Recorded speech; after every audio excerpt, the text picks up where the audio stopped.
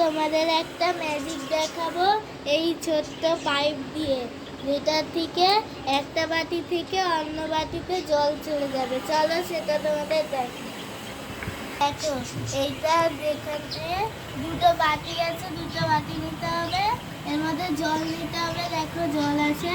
এবার এই পাইপটা নিয়ে এইরকম করে ডুবাতে হবে, এরকম করে এক পাশটায় ধরে তারপরে এই পাশে দিয়ে দিলেই পুরো জল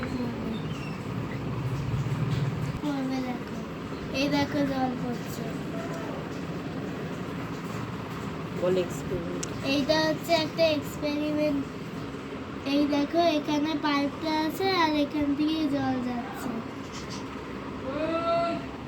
এটা কিভাবে হচ্ছে তোমরা একটু কমেন্টে বলবে, তা আমি নিজেও জানি না।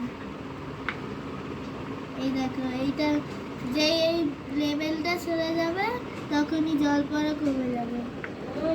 জলটা বেড়েই যাচ্ছে, এক গ্লাস থেকে অন্য গ্লাসে চলে যাবে। তোমরা এটা গ্লাসেও করতে পারো। লাইক করো, সাবস্ক্রাইব করো, আমাদের পাশে থাকো। টাটা। তা বলবে কমেন্টে কেমন হচ্ছে। টাটা।